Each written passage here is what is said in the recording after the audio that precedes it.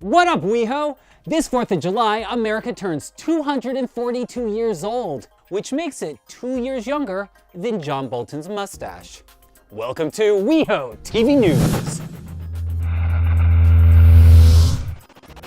Oh, say can you see West Hollywood? I'm Mike Siriaco, and I'm bringing you everything you need to know about WeHo, courtesy of the city of West Hollywood. With all the Pride festivities in June, you may have missed some important news. Don't sweat it, because I'm gonna catch you up to speed with the WeHo wind-up.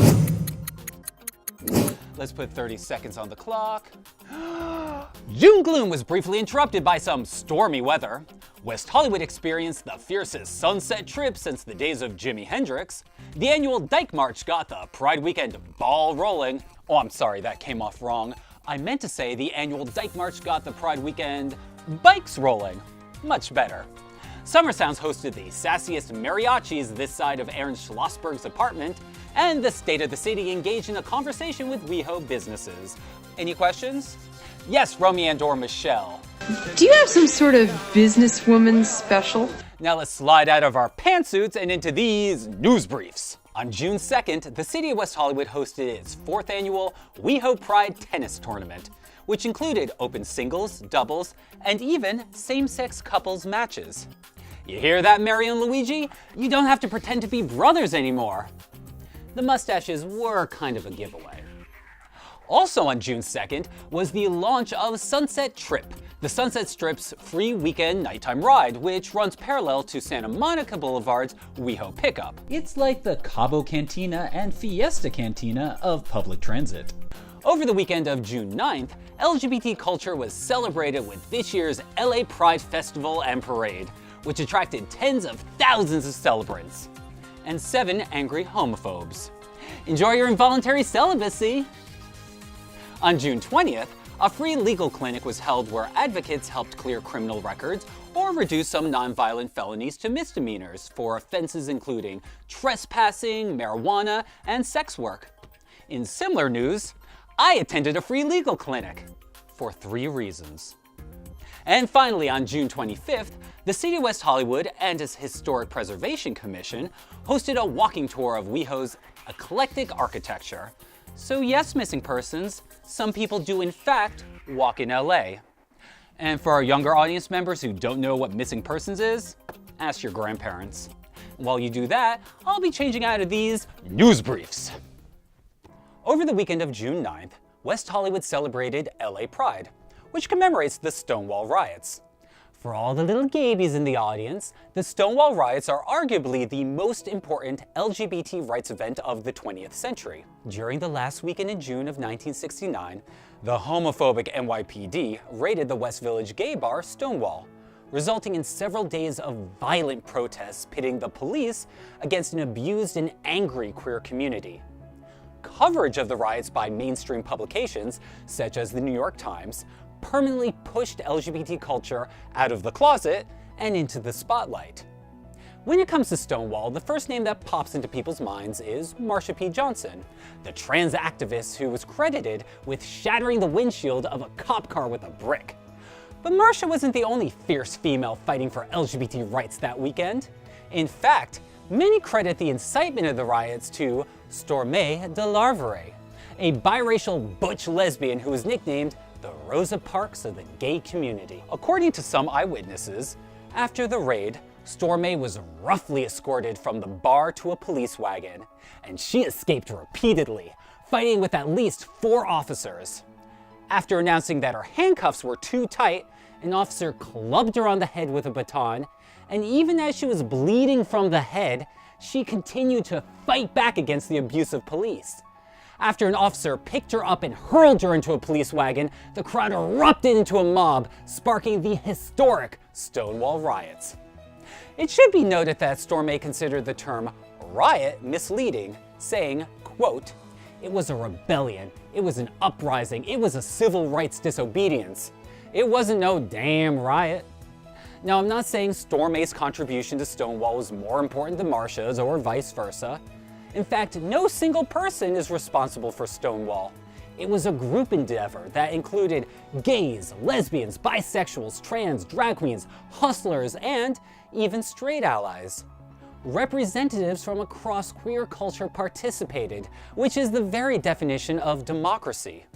And at a time when the current administration refuses to even acknowledge the LGBT community during Pride Month, the need to recognize democracy is more important than ever, both in our country and in the LGBT community. Or, as former First Lady and LGBT ally Michelle Obama put it, it's not yes you can, it's yes we can. And until we get that right, it doesn't matter who runs. Thank you, Mrs. O. And now we go to the First Lady of WeHoTV, Asher Rodriguez. Hold on to your wigs, WeHo. The City of West Hollywood's Drag Queen Story Hour is back at West Hollywood Library with more glamour and fierceness for the whole family. The library is open. Let's go read to the kids. Hi. Conceived in San Francisco in 2015 by Michelle T., Drag Queen Story Hour is a family-friendly program that brings drag queens and children together for an hour of educational readings and crafts. Are you ready to read some stories? Oh my goodness! The goal of the program is to encourage self-expression and to educate children on progressive topics like gender identity and feminism. This is My Princess Boy, a mom's story about a young boy who loves to dress up. The princess boy can wear a dress at his school, and I will not laugh at him. His dad holds his hand and tells him to twirl. Can you guys twirl with me? Wearing lots of shiny metal. Helmet on head and body armor. Yes, who here likes to ride their bikes? Queer artistry is really important, largely because, a lot of the values that are at the heart of being a drag queen, like inclusivity, love, empathy, compassion, laughter, are things that we really do want to teach our children. So it's not even so much about the queerness of drag as it is the joy of drag as an art form. Parents enjoy that they can bring their kids to a drag show that's appropriate and that's fun and that's really kid-friendly and geared towards kids. The hands on the drag queen go sparkle, sparkle, sparkle all through the town. Studies have shown that reading books to children stimulates creativity and expands their understanding of the world. Children's Services librarian Glenda Gamboa tells us more about why programs like Drag Queen Story Hour are so vital to the community. Something that the community really wanted, and I think it's a great way to provide a safe space of acceptance through literature and just the community coming out and sharing their love. For more information about city-sponsored events, visit WeHo.org. Reporting from the West Hollywood Library, I'm Asher Rodriguez for WeHoTV News. Thanks, Asher. Now let's cruise up the Sunset Strip and catch a ride with Eddie Robinson. Cruising is much more fun with friends, and the City of West Hollywood wants you to do it in style. All dressed up with everywhere to go? Let the City of West Hollywood take care of your weekends on the famed Sunset Strip. I'm Eddie Robinson, and this is WeHoTV News. Nightlife just got even sexier on the Sunset Strip, and it won't cost you a thing. The City of West Hollywood's new, free, hop-on, hop-off nighttime trolley service on Sunset Boulevard, named the Sunset Trip, now operates Fridays and Saturdays from 7 p.m. to 3 a.m. A party on wheels, the Sunset Strip brings a new dimension to the popular entertainment on the Strip and takes its name from a former club, as historian Dominic Priori explains. In 1965, a club called The Trip opened.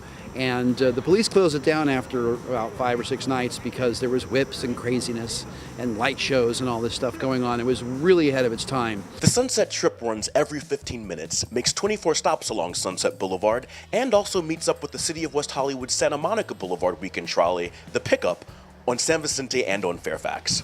So now, you can travel through West Hollywood while enjoying a night out, pick up a hot date, and then take them on a Sunset Trip.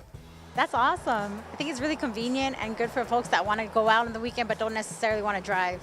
And now riders have a new way to explore even more of what WeHo has to offer. I think it's a big city. It's a lot more than just certain parts that I go to. So I do want to check out the Sunset Strip more now that this is here. Find out more about the Sunset Trip, WeHo's new nighttime ride on the Sunset Strip, by visiting WeHoSunsetTrip.com. I'm Eddie Robinson for WeHoTV News. Mike, back to you. Thanks, Eddie. In honor of June being LGBT Pride Month, let's take a look at the individuals and groups who've made outstanding contributions to the queer community. We go now to this year's Rainbow Key Awards. On June 5th, the city of West Hollywood hosted the 25th anniversary of the Rainbow Key Awards, which honors those who have made outstanding contributions to the LGBTQ community. This year's honorees included openly transgender U.S. Army member Rudy Akbarian, the late Equal Roots co-founder Matt Palazzolo, Resist March leader Brian Pendleton, trans activist Bambi Salcedo, LGBT activist Elizabeth Savage, and America's favorite fruit fly, Kathy Griffin. I know there's a lot of talk about is it genetic or environmental? It's neither. It's if you just even meet me, you turn gay. I'm a gay maker. The queer-centric comedienne took aim at members of the current administration, including Trump. I wish I could see Trump in one of those dog cages where they're having children at the border. His daughter Ivanka. And you know what the best part is? She doesn't even know the insult is feckless. And Jeffrey Beauregard Sessions. How the did that gay elf turn into the Attorney General of the United States of America? On a more serious note, Kathy took a moment to address the recent passing of fashion icon Kate Spade. She was a self-made woman and paved the way for so many women designers. Her death by suicide is also an important reminder that suicide does not discriminate. It doesn't care how much money you have, what color your skin is, or what your gender identity is. And we also can't forget that the suicide rates in the trans community are disproportionately high. This notion of vulnerability in the trans community, specifically when it comes to mental health, was echoed in the words of Rudy Akbarian. So tonight, I want to remind you all to take care of your mental health, because your voice is so important. Your life is so important. And remember that you are never alone. While suicide is a pressing concern within the LGBT community, Bambi Salcedo reminded us that we must also address external threats as well, with this statement read on her behalf by Transgender Advisory Board member Erica De La Cruz. Our beloved Vicky Gutierrez was brutally murdered in January of this year. And just because they arrest the person who killed her, many think that justice has been served for Vicky and many other sisters. The reality is that many of us killed in many different ways, not just physically, but spiritually are killed every single day simply because our society has been brainwashed to think who trans and gender non-conforming people are. Despite the many obstacles facing the LGBT community, Kathy believes in the possibility of a bright future that includes a rainbow-hued White House. So as much as I dream of the day a woman can be president, I'm finally dealing with the fact that a gay man will probably end up being president first, and it's probably going to be one of the power gays in this room. So just take a good look at your neighbor and just pick your next president. And to elect our first gay president, we'll definitely need the support of LGBT advocates and allies, like these hardworking Rainbow Key honorees. Every great meal starts with an appetizer, but Pride Month in West Hollywood served up a feast with the One City, One Pride LGBTQ Arts Festival. And my apology to our gay viewers for bringing up food during the prime Speedo season. Sorry. For more on One City, One Pride, we go back to Eddie Robinson. During Pride Month, showing how proud we are in the city of West Hollywood of our LGBTQ culture is no small feat, and the goal is to make sure that each event is one to remember. It starts with the kickoff of our One City, One Pride LGBTQ Arts Festival on Harvey Milk Day, May 22nd. But how proud are we? We've got 40 days of LGBTQ arts to explore. Let's take a look. I'm Eddie Robinson, and this is WeHoTV News. From honoring our heroes with author Lillian Faderman as she presents her new book, Harvey Milk, His Lives and Death, to meeting some of those who made the original rainbow flags in 1978 that have come to symbolize the LGBTQ movement, the city of West Hollywood is immersed in LGBTQ culture during Pride Month, as shown in the screening of Light in the Water, a new documentary about the West Hollywood Aquatics team. The theme of this year's festival, I Remember, and the artistic expression of the LGBTQ experience is explored throughout One City, One Pride, such as at the Los Angeles Art Association's Out There Group Art Show, at Gallery 82, and at the Grammy Award-winning oratorio Considering Matthew Shepard, excerpted as part of the discussion titled Our Journey with Matthew Shepard, about how the impact of his death 20 years ago continues to influence the LGBTQ movement today. The city of West Hollywood continues to highlight the LGBTQ community by supporting the presentation of the Celebration Theater's Chuck Rowland Award to Billy Porter, who shared a reading of the semi-autobiographical play While I Yet Live at City Council Chambers. And it doesn't stop there. The city of West Hollywood takes it to the streets with the outdoor exhibit at Crescent Heights and Santa Monica Boulevard, Heroes and History of the LGBTQ Rights Movement, giving you life and a little education during your walks in WeHo. Whether it's live storytelling at City Council chambers to benefit the forthcoming West Hollywood AIDS Monument, or taking a trip to Adelaide Drive with the work of artist Don Bacardi and photographer Wayne Shimabukuro at the West Hollywood Library, the city of West Hollywood definitely makes sure Pride Month is unforgettable. Find out more about the city of West Hollywood's One City, One Pride LGBTQ Arts Festival by visiting weho.org/pride. I'm Eddie Robinson, WeHoTV News. Happy Pride. Mike, back to you. Thanks, Eddie. In 1970, the cities of New York, San Francisco, and Los Angeles wanted to commemorate the events of the Stonewall riots that occurred the year before. While San Francisco and New York marked the occasion with somber protest marches, LA decided to do something different, something fabulous, with floats and spectacle and drag queens turning it out. And thus the world's first Pride Parade was born. For more on this year's LA Pride Parade, we go now to Nicatelli. There are rainbows galore around today and no leprechauns in sight, so that can only mean one thing. It's LA Pride, baby. I'm Nicatelli for WeHoTV News, and we're going to take you on an inside look into the LA Pride Parade. Am I right? Yes. I love it. Kisses. I love the...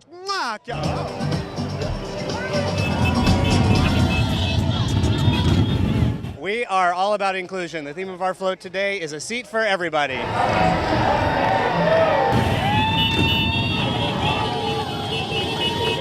40% of the homeless youth population are LGBT, and all they need is an opportunity. Celebrating our unique selves, celebrating our authentic selves. That's what Pride means to me. I like it because we're all one.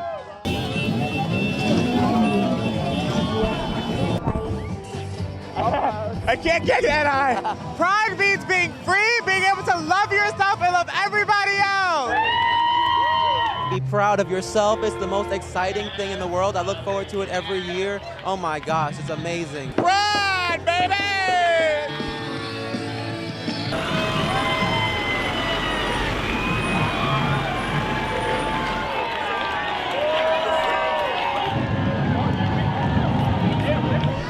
Looks like something choreographed, I'm not really sure.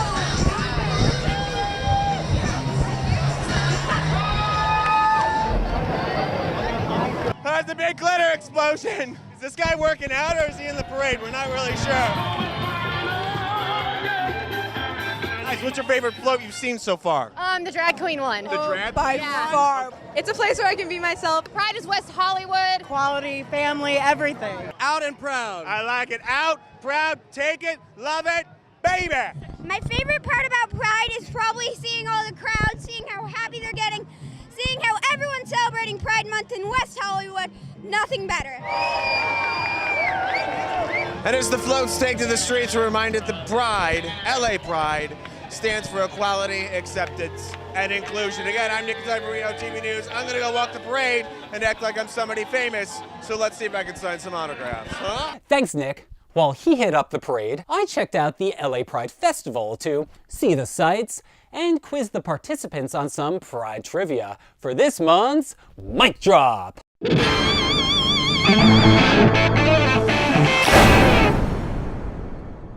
What up, WeHo? We're here in West Hollywood Park for this year's LA Pride Festival, a celebration of LGBT culture.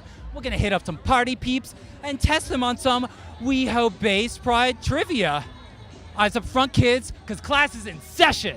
Alright, let's kick off with an easy Pride question about the event that started it all. The Stonewall riots. Everyone's gotta know that one, right? What 1969 LGBT historical event does Pride commemorate? I don't know, do you? I have no idea. The gays. Hey, if you get stumped, it's best to just move on to the next question. So let's test the crowd's sapphic savviness with a question on the Dyke March. Pride Weekend officially starts on Friday with this event. Here's a hint, sometimes they're on bikes. It rhymes.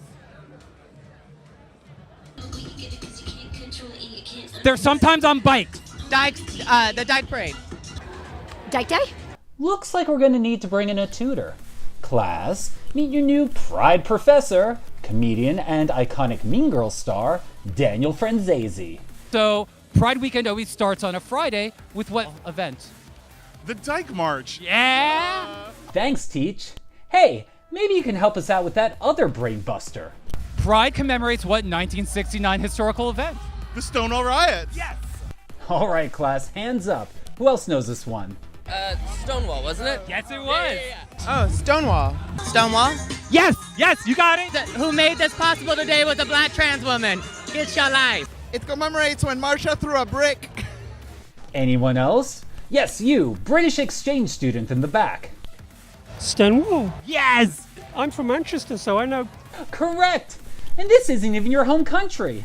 She doesn't even go here. For extra credit, let's head over to the festival's adults only section and quiz the Kingsters on Pride's favorite pop-punk princess. You know how every year, there's a headliner performer? So in 2015, it was this pop star after she dropped the money sign from her name. Who was the pop star? Kesha. Kesha? Yes! Kesha. Kesha. Is that Kesha? Yes, it was Kesha. She knows. Well done, kids! I'm so proud of the LA Pride class of 2018. You've all earned a big fat A. Before we go, we'd like to take a moment to address a serious issue. As of the taping of this episode, undocumented migrants and asylum-seeking refugees are being held indefinitely in detention centers. This persecution of migrants is anathema to the City of West Hollywood's core values. In the City of West Hollywood, all people are respected and supported. No human being is illegal. And if this issue upsets you, there are several ways to channel your anger productively.